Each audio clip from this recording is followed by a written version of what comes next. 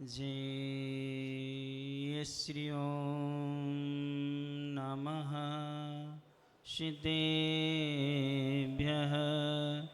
जय श्री ओम नमः सिद्धेभ्यः। जय श्री ओम नमः सिद्धेभ्यः। धैर्यमः सर्वसुखाकरो हितिकरो धैर्यमं बोधाश्चिन्वते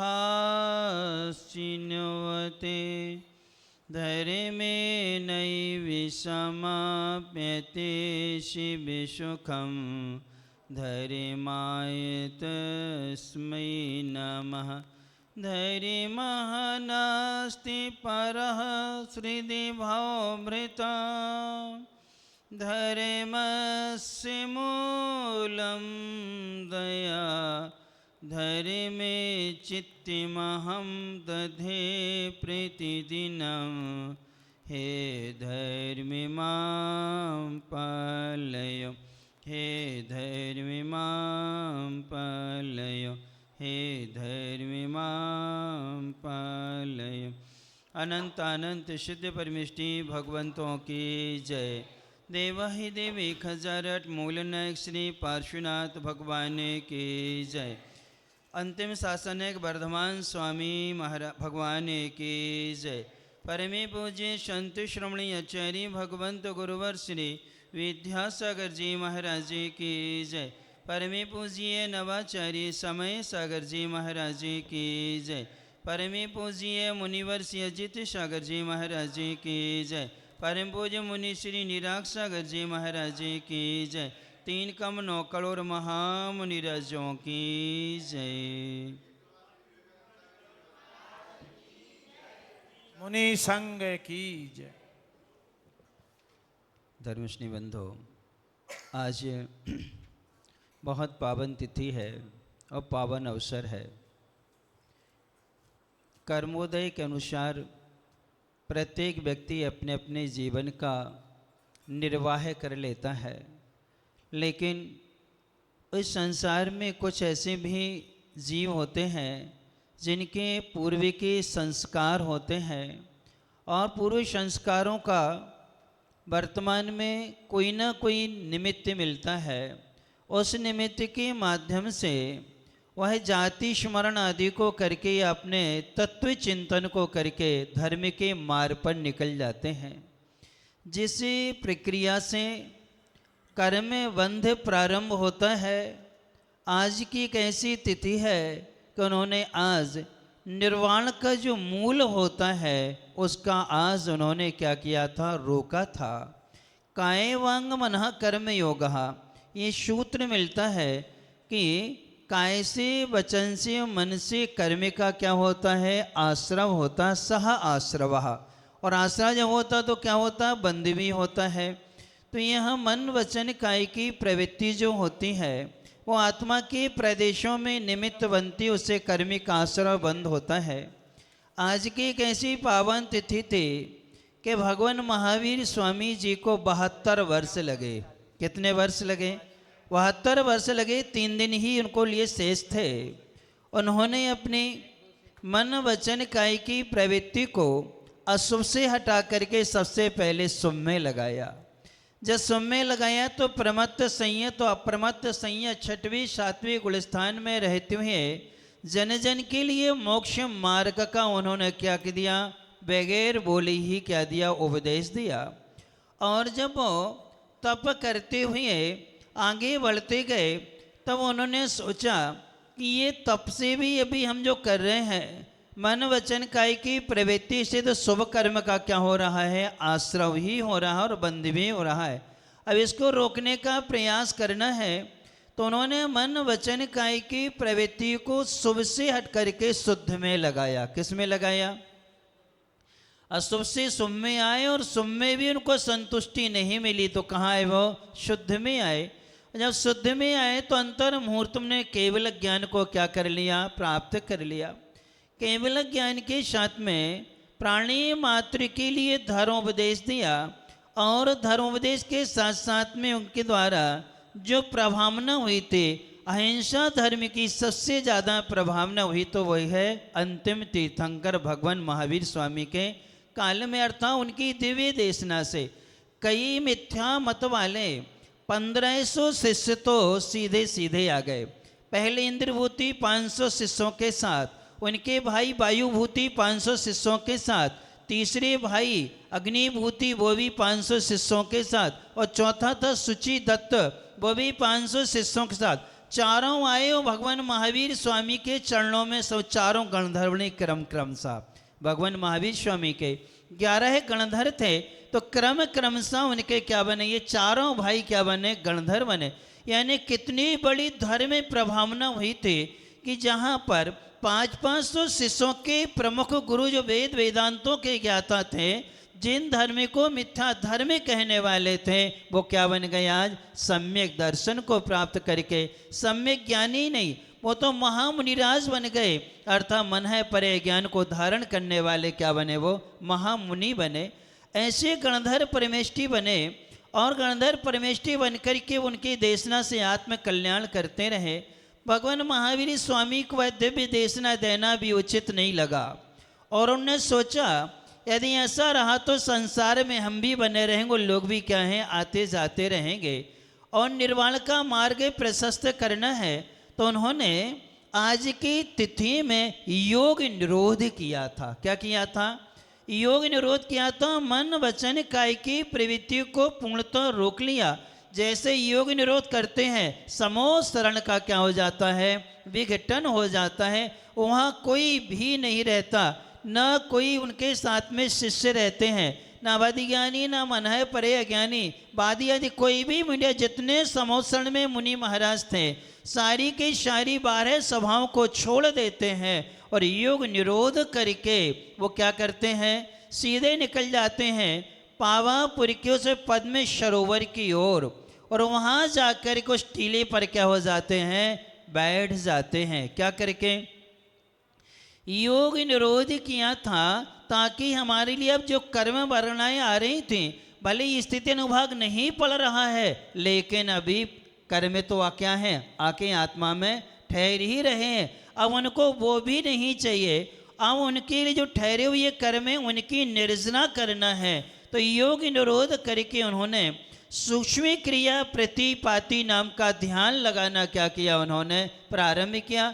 और प्रारंभ करते हुए उन्होंने कार्तिक कृष्ण अमावस्या के अभिजीत नक्षत्र में सूर्योदय की पहली किरण के साथ में उन्होंने कर्म की 85 कर्म प्रकृतियों को नाश करके क्या किया था, निर्वाण को प्राप्त किया था।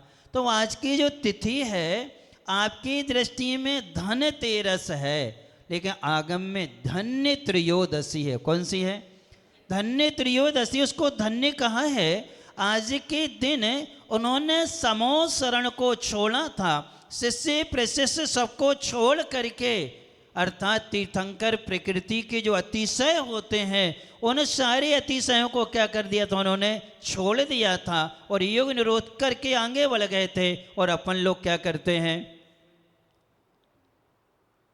परिग्रह पाप है कि नहीं है, है कि नहीं, और उसी की क्या करते हो आप लोग, खरीदी, है ना। क्या करते हो, आज खरीदी करके वृद्धि करोगे, क्या करोगे। अब वहाँ भगवान ने योग निरोध किया था और अपन जो अशुभ मन, अशुभ वचन, अशुभ काय की क्रिया है, क्या करना, व्यापार, और व्यापार के माध्यम से धन का संचय करना और क्षेत्र वास्तविक 10 प्रकार के परिग्रह का संचय करके क्रय करना, खरीदना, ये कौन सा अशुभ है कि शुभ है, ये बताओ। अशुभ मन वचन का है कि शुभ मन वचन का है, अशुभ मन वचन का है। तो कम से कम भगवान ने तो योग निरोध करके शुभ को भी छोड़ा, शुद्ध को भी छोड़ दिया और अपने आत्मस्थ हो गए। तो कम से कम अशुभ को छोड़ के अपन शुभ में तो रह सकते कि नहीं रह सकते। किसको छोड़ सकते हैं, अशुभ को छोड़ करके हम शुभ में तो रह सकते हैं। हम पाप कर्म की जगह पुण्य कर्म का क्या कर सकते हैं, आश्रव कर सकते हैं, नहीं कर सकते, क्योंकि काम में दोनों आते हैं। बंधा हुआ पाप कर्म भी काम में आता है और बंधा हुआ पुण्य कर्म भी काम में आता है। लेकिन एक कर्म हमें आकुलता को उत्पन्न कराने वाला होता है, जो धर्म ध्यान से वंचित करने वाला होता है, और एक हमारे लिए आकुलता तो है लेकिन वो आत्म कल्याण के लिए होती है, अर्थात पुण्य कर्म से हम शुभ कार्यों की ओर क्या है, व्रत संयम आदि के पालन करने की ओर हम क्या हैं, शंबर पूर्वक निर्जरा की ओर बढ़ने की हमारे लिए क्या मिलती है, क्षमता मिलती है, सामर्थ्य मिलती है। तो आज के दिन बहुत सारे ऐसे परिवार हैं जो अशुभ मन वचन काय में लगेंगे। किस में लगेंगे? आज जो लोग खरीदी करेंगे तो कौन हो गया? अशुभ मन वचन काय।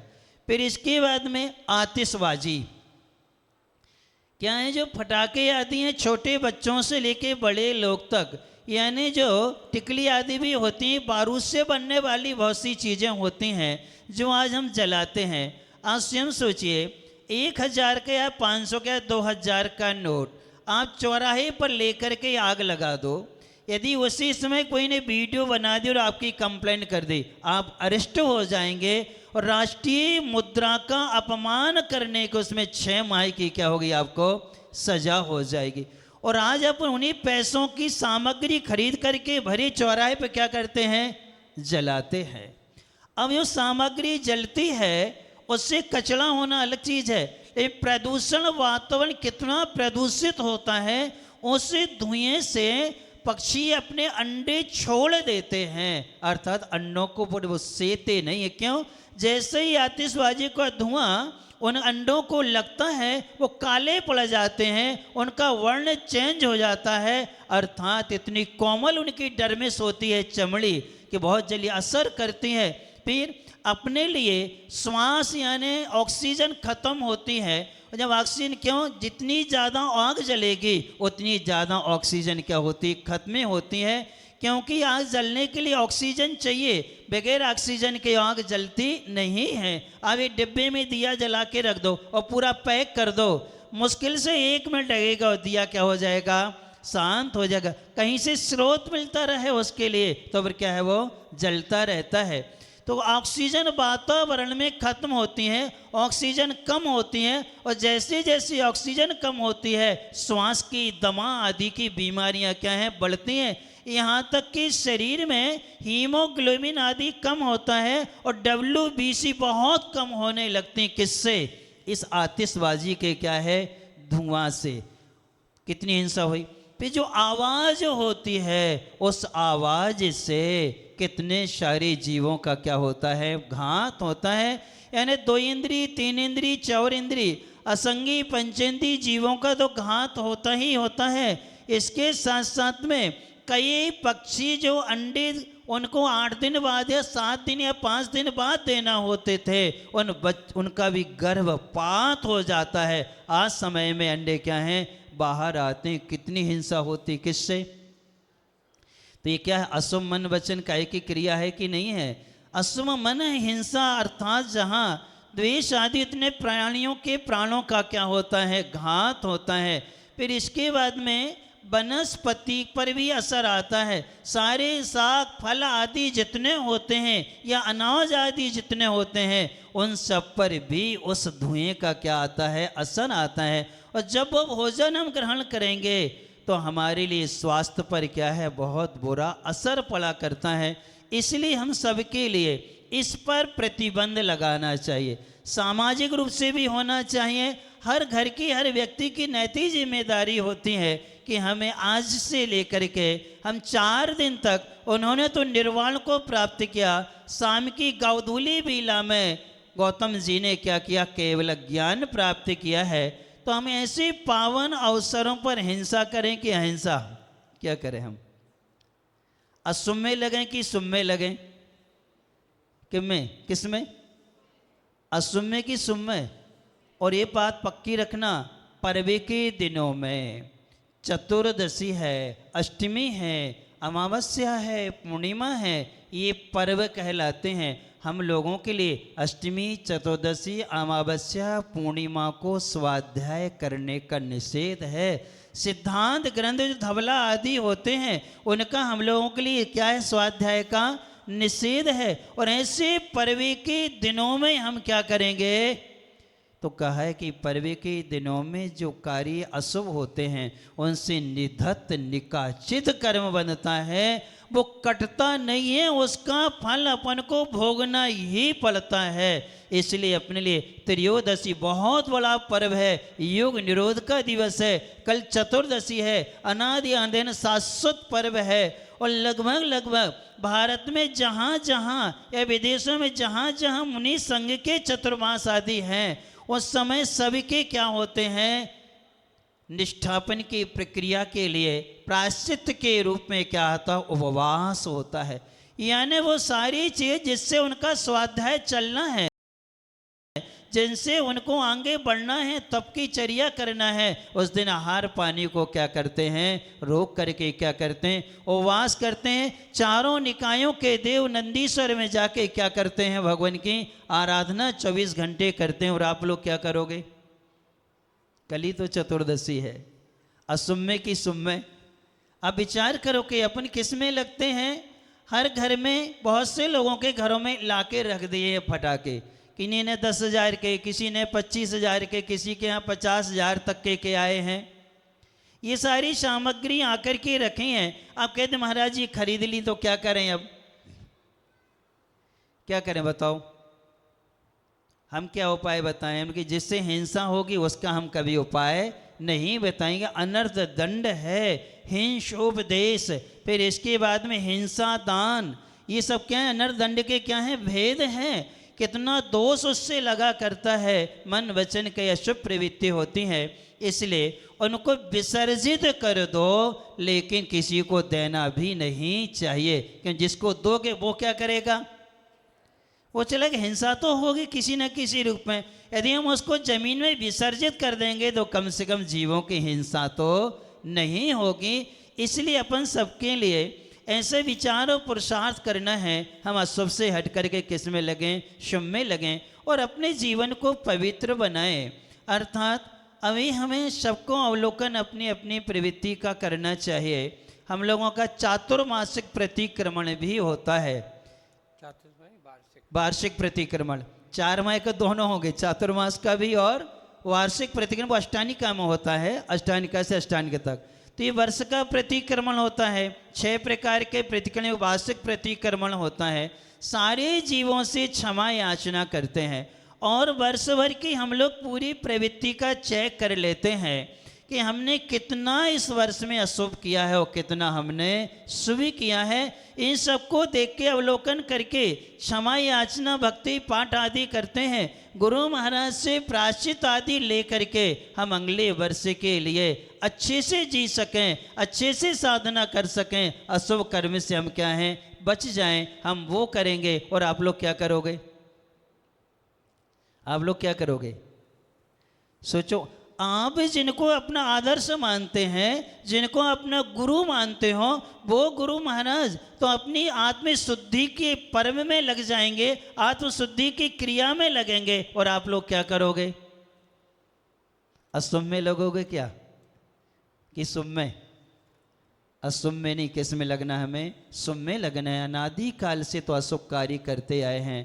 चतुर्मास में भी अपन ने 24 घंटे मिलते हैं। 24 घंटे में लगभग अपने 20 से 22 घंटे अशुभ में निकल जाते। किस में निकलते हैं? घंटे 2 घंटे अपन जिनालय में आते हैं। जो लोग प्रवचन सुनते हैं उनका अपन 2 घंटे मान लो, और जो प्रवचन नहीं सुनते हैं उनके तो 15-20 मिनट ही शुभ में गए। बाकी सब किस में निकल रहे हैं? उनके आए जिनालय में दर्शन किए, या कई लोग अभिषेक करते अर्घ चढ़ाते चले जाते हैं, कई लोग का पूजन भी कर लेते हैं और चले जाते हैं। तो उनका कितना 23.5 घंटे किस में लग रहा है? अशुभ में लग रहा है। तो उनको क्या लाभ मिलेगा? कुछ लाभ मिल पाएगा क्या? नहीं मिल पाएगा।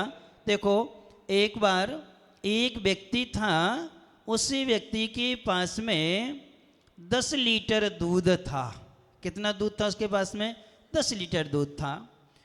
और उसने उसमें 1 लीटर पानी मिलाया। क्या मिलाया? 1 लीटर पानी मिला लिया और पानी मिला करके दूध को गर्म करना शुरू कर दिया।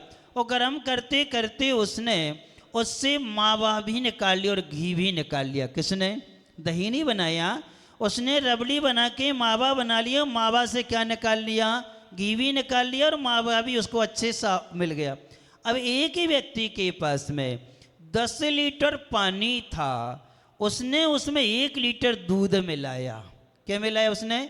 1 लीटर दूध मिलाया और उसको मालूम है कि दूध में मावा भी होता है, घी भी होता है। अब वो गर्म करने बनाने बैठेगा तो बताओ मिलेगा कि नहीं मिलेगा? क्या होगा? पानी के साथ में 10 लीटर पानी के साथ में 1 लीटर दूध भी जल के क्या हो जाएगा?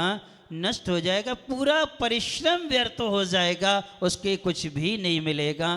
तो बस अंतर इतना है कि भारत में जितने भी दिगंबर आमने के साधु हैं और श्वेतांबर आदि में भी हैं, वो सब तो 10 लीटर दूध उनके पास है। तो वो दीपावली पर्व में आकर के आपके सामने निर्वाण महोत्सव आदि मनाएंगे, सारी क्रियाओं में सम्मिलित होंगे, उसमें वो 1 लीटर पानी मिलाएंगे। क्या करेंगे?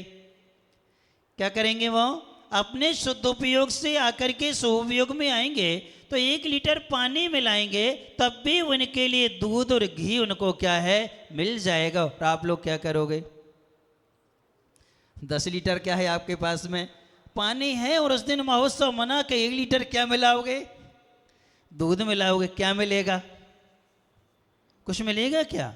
हमें कुछ भी हासिल नहीं होगा। इसलिए अपने ये 3 दिन आत्मविशुद्धि के हैं, मन की शुद्धि, वचन की शुद्धि और काय की शुद्धि। तीनों शुद्ध नहीं कर पा रहे हैं तो मन को शुभ में, वचन को शुभ में और काय को शुभ में लगाते हुए अपन ये महामहोत्सव का कार्य मनाएंगे। जन जन को हम संदेश देंगे। हम त्रयोदशी क्यों मनाते हैं? हमारी ये धन्य तेरस है, धन तेरस नहीं है। आज के दिन हमारे भगवान योग निरोध किया था, अब हम लोग अशुभ से बचेंगे। आज किससे बचेंगे? अशुभ से बच के शुभ में लगेंगे। चतुर्दशी को शाश्वत पर्व मनाएंगे और साथ साथ में दीपावली के प्रातः काल की बेला में क्या करेंगे ना? निर्वाण लाडू चढ़ाना। अपनी दीपावली वही है कि निर्वाण लाडू सुबह चढ़ाते हैं और चढ़ाने के बाद में फिर अपन घर जाते हैं। फिर इसके बाद में गोधूली बेला में यानी सूर्य अस्त के 48 मिनट पहले गौतम जी को क्या हुआ था? यहाँ भगवान को निर्वाण होता है। प्रथम गणधर इंद्रभूति थे, उनको केवल ज्ञान की प्राप्ति होती है। अब केवल ज्ञान के जो समोत्सरण में थे, उन्होंने वहीं केवल ज्ञान की क्या कर ली? पूजन कर ली। अब जिनके घर दूर थे और वहाँ तक पहुँचना संभव नहीं था, तो उन्होंने वहीं बैठ करके अपने घर पर किसकी पूजन की? किसकी पूजन की? गौतम गणधर की नहीं, केवल ज्ञान की क्या करी? उन्होंने पूजन की। ज्ञान लक्ष्मी जिसे केवल ज्ञान कहते हैं, अंतरंग लक्ष्मी केवल ज्ञान है, बहिरंग लक्ष्मी समोषण हुआ करता है। उन्होंने उसकी क्या करी थी? पूजन की थी। और ये जो है कल का जो पहले दीपावली का जो मुहूर्त है, सूर्य अस्त के 48 मिनट पहले पहले तक ही है, उसके बाद तो कोई मुहूर्त भी नहीं है। इसलिए अपन लोग इन मूर्ताओं से बच करके किसकी पूजन करना? आप सभी के ग्रुप में व्हाट्सएप पर एक फोल्डर पहुंच गया है, उसमें सारी विधि हुई है कि हमें उस दिन रुपए पैसे की पूजा नहीं करना। किसकी? धन लक्ष्मी की नहीं करना। कौन सी लक्ष्मी? केवल ज्ञान रूपी लक्ष्मी की पूजन करना है। हमारी आजीविका के जो साधन होते हैं उनकी भी हमें पूजन नहीं करना है, क्योंकि कई लोग तखरिया, तराजू है, बाट वगैरह है, आपकी कैंची, मीटर आदि बहुत सारी चीज़ें रखते हैं, गज वगैरह, उनके लिए आप करते हैं। तो एक बार प्रश्न आया था कि महाराज जिसकी जूता की दुकान है वो क्या करेगा? उसकी आजीविका चलती है उससे, तो वो क्या रखेगा? टेबल पे जूता रखेगा, उसका टीका करेगा, उसकी पूजन करेगा। क्या ये विचार करना चाहिए? कितने मूर्धम तीर्थंकर भगवान को 18 दोषों से रहित उनकी पूजन करते हैं, ना कि हम किसी और आजीविका के साधनों की पूजन। ऐसी मूर्ता से बचो। उसमें दिया है जिनवाणी हम कैसे विराजमान करें, हमें कितने दीपक जलाना, कैसे जलाना, सारी विधि दी, कौन से मंत्र बोल के अर्घ्य चढ़ाना है, फोल्डर में सब कुछ व्यवस्थित है। और आप लोग चाहें तो दोपहर में स्नान आदि करके पवित्र वस्त्र पहन करके अपने घर घर से 5 दीपक लाओ, अच्छा घी भर करके यहाँ आओ, यहाँ आकर के भगवान का अभिषेक करो, अच्छे से गौतम गणधर की क्या करो? पूजन करो। पूजन करके बढ़िया आराम से 5 दीपक कहीं जला लो। कहाँ जलाओ? जिनालय में जलाओ। एक दीपक जिनालय में रख दो, एक दीपक संत भवन में रख दो, 3 दीपक जलते हुए घर ले जाना है। कांच का कोई वाक्स वगैरह ले आओ और उस पर ढक करके घर ले जाओ। उन 3 दीपक से अपने घर के क्या करो? दीपक जलाओ। तो आप कहाँ से अपनी ऊर्जा लेके जा रहे हो? किससे? घर में माचिस से नहीं जलाना। किससे जलाना? जो जिनालय में जल हुए दीपक ले गए थे, उन्हीं दीपकों से सारे दीपक हम क्या करेंगे? जलाएंगे। तो ज्ञान का क्या होगा? प्रकाश होगा। ऐसा अपन करते हुए अपने जीवन को अशुभ से हटाते हुए शुभ में लगने का क्या करेंगे? प्रयास करेंगे। दीपावली को लाडू के साथ साथ में सुबह वर्षा योग है तो कलश निष्ठापन भी है, यानी हम लोगों को चतुर्दशी सुबह अमावस्या को भक्ति आदि कर लेते हैं। तो जिनके मुख्य कलश हैं, आप बढ़िया उन कलशों को ले जाइए। उन्हीं कलश को अपनी टेबल पे या बेंच पे रख करके क्या कर लो? पूजन कर लो। मंगल कलश की क्या कर लो? स्थापना करके कितना अच्छा अवसर अपने लिए मिल जाएगा। और अपन पूजन करके दिन में कर लो, सूर्य अस्त के बाद में कुछ भी अपन को नहीं करना है। अच्छा धर्म ध्यान करते हुए अपने अशुभ से जो कर्म बांधे थे उनकी नजरा करते हुए शुभ में लगेंगे। इन्हीं मंगल भानुवसुल परमे पूज्य संत श्रमणी आचार्य भगवंत गुरुवर श्री विद्यासागर जी महाराज जी की जय। परमे पूज्य नवाचार्य समय सागर जी महाराज जी की जय। परम पूज्य यूनिवर्सिटी अजीत सागर जी निराग सागर जी महाराज जी की जय। बोलो। आपके